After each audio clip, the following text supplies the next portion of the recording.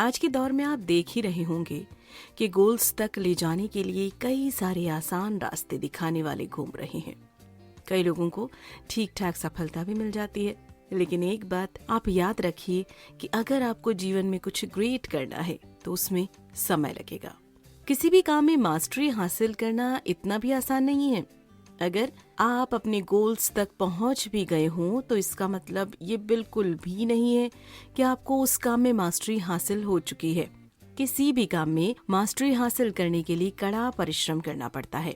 असल मायने में मास्टरी किससे कहते हैं, इसे हासिल करने के लिए आपको क्या करना पड़ेगा, आगे के अध्यायों में आपको इन सब सवालों का जवाब भी मिल जाएगा।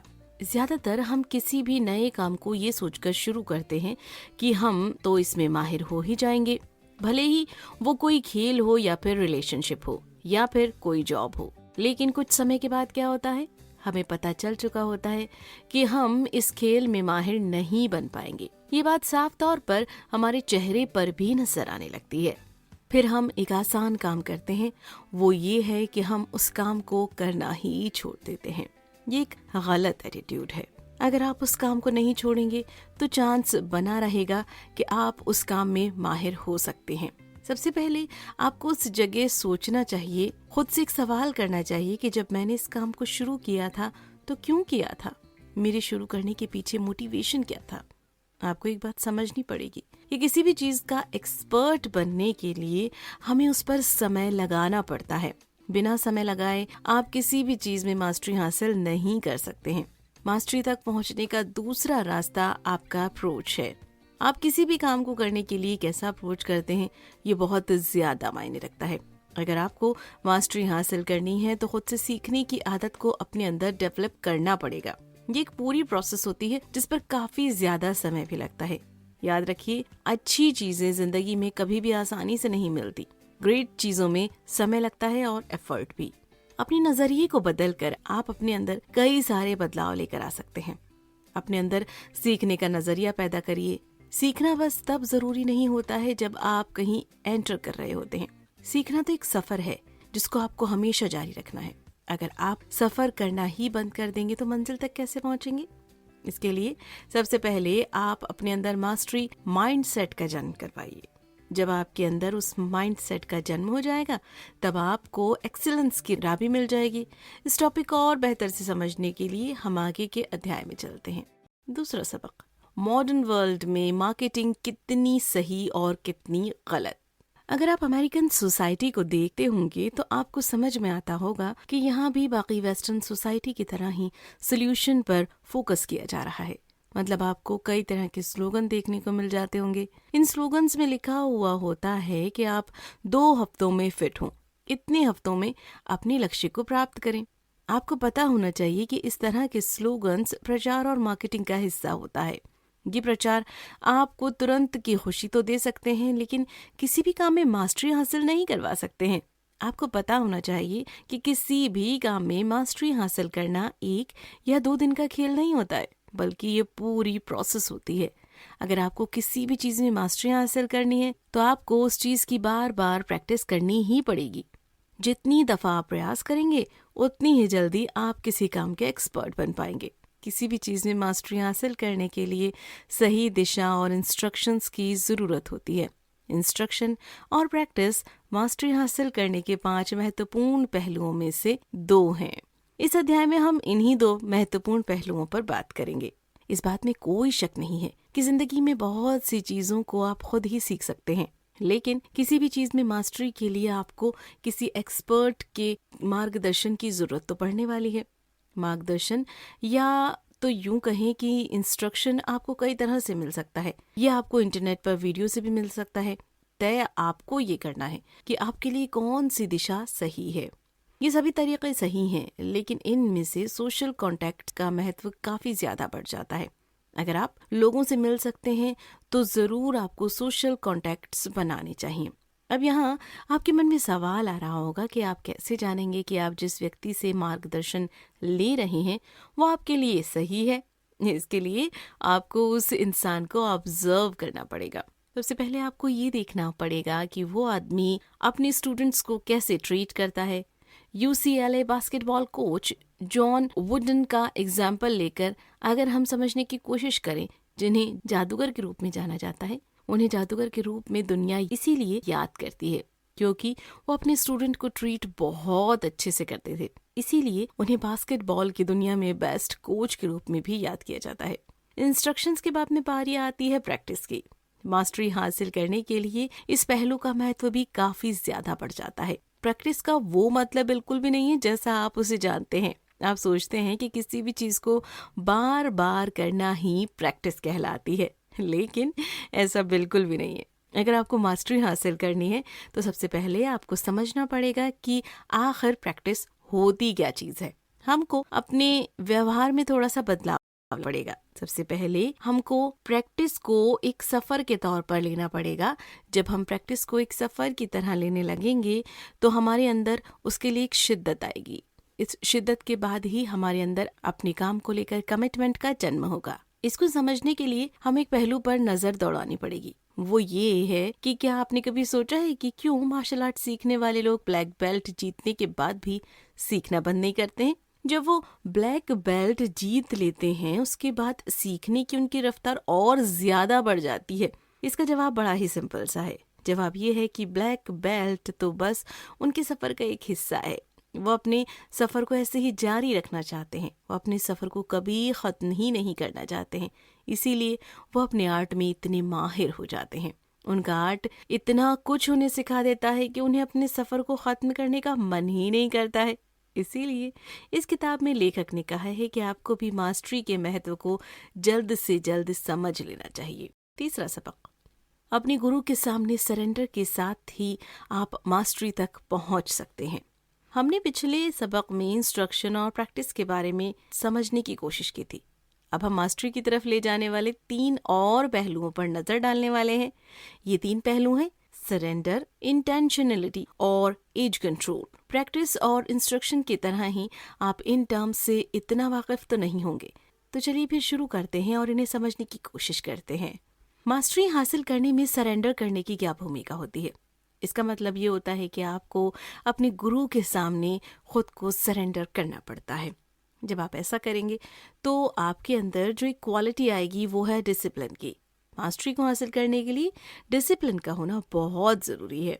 मान लीजिए कि आपके टॉप के टेनिस कोच आपको कुछ आदेश देते हैं जिसका आप सम्मान करते हैं और विश्वास करते हैं। वो आपको एक पैर पर खड़े होने के लिए कहते हैं, इसी के साथ दूसरे पैर को एक हाथ से अपनी पीठ के पीछे पकड़ने को कहते हैं। ये काम आपको पूरे महीने अपनी क्लास के शुरू होने से 5 मिनट पहले करना ही पड़ेगा।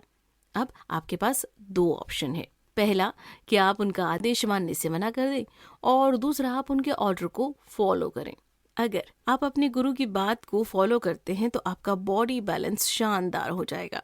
मतलब साफ है कि आपको स्वयं को अपने गुरु के प्रति सरेंडर करना पड़ेगा। अब आते हैं दूसरे पहलू इंटेंशनलिटी पर। ये पहलू आपको बताता है कि मास्टरी हासिल करने के लिए दिमाग का क्या योगदान होता है। इसी के साथ ये ऑप्शन पावर ऑफ माइंड को भी दर्शाता है। इंटेंशनलिटी का मतलब साफ होता है कि आप कैसे अपने दिमाग को किसी काम को करने के लिए तैयार करते हैं। अगर आप अपने दिमाग पर काबू रखना सीख जाएंगे तो समझ लीजिए कि आधी जंग तो आपने जीत लिया है। दिमाग की शक्ति बहुत ज्यादा होती है, बस जरूरत होती है तो इस बात की कि आप इस शक्ति को पहचान लीजिए। अब बात करते हैं एज कंट्रोल की। जब कभी आप कोई चैलेंज एक्सेप्ट करते हैं तो उस चैलेंज को एक्सेप्ट करने के साथ साथ आप अपने आप के लिए गोल सेट करते हैं। उसी गोल की तरफ बढ़ने के एफर्ट को एज कहा जाता है। ये प्रोसेस भी एक जर्नी की तरह ही होता है। अगली बार जब कभी आप किसी ऐसी सिचुएशन में फंसेंगे जो आपके खिलाफ हो तो उस जगह पर आपके पास 2 ऑप्शन रहेंगे। पहला, आप गिव अप कर दें, दूसरा आप उस सिचुएशन से फाइट बैक करें। अब सब कुछ आपके ऊपर डिपेंड करता है कि आप अपने आप को कैसे देखते हैं।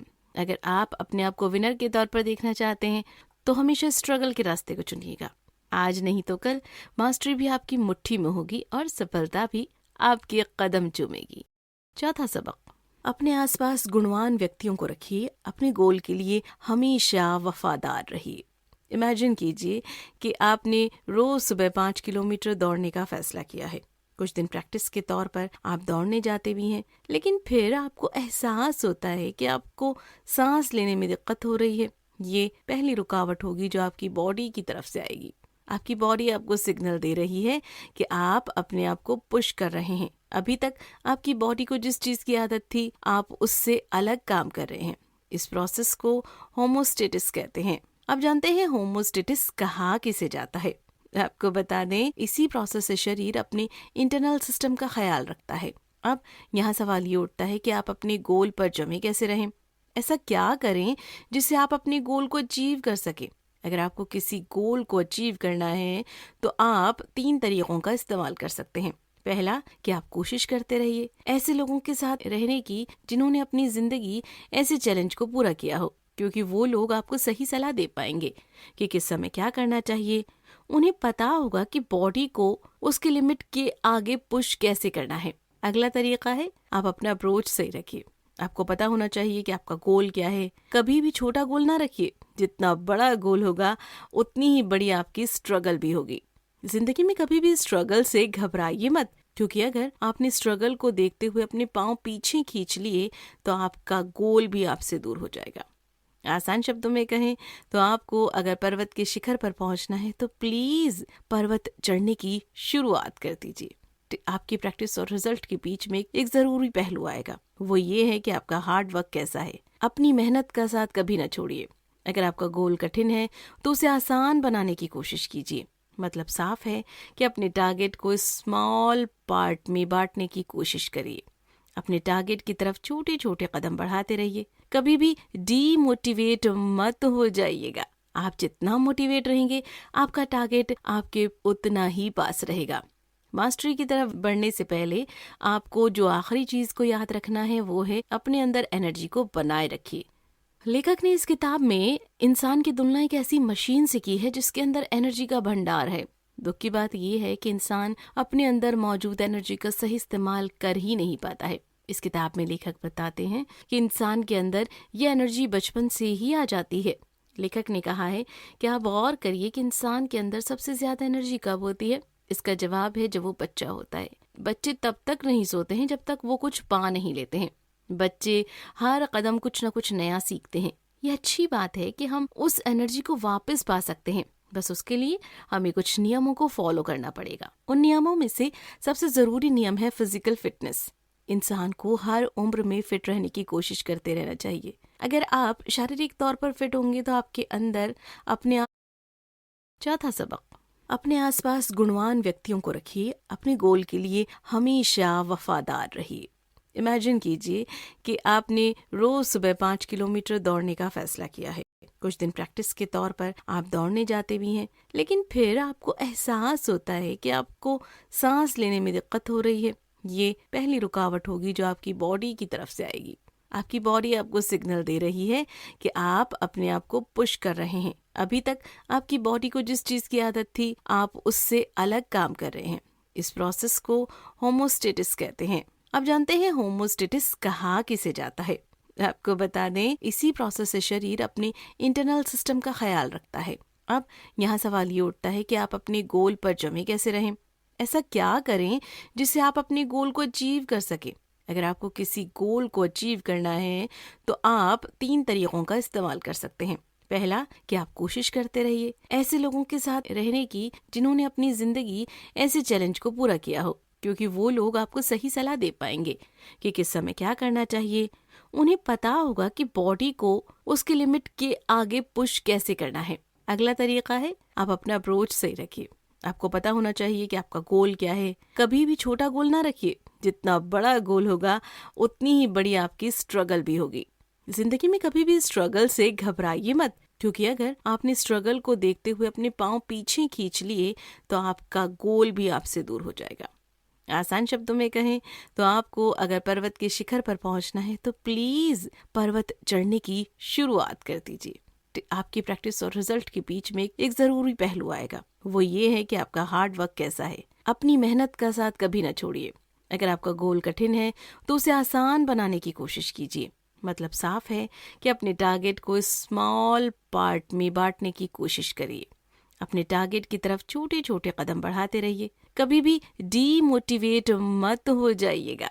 आप जितना मोटिवेट रहेंगे, आपका टारगेट आपके उतना ही पास रहेगा।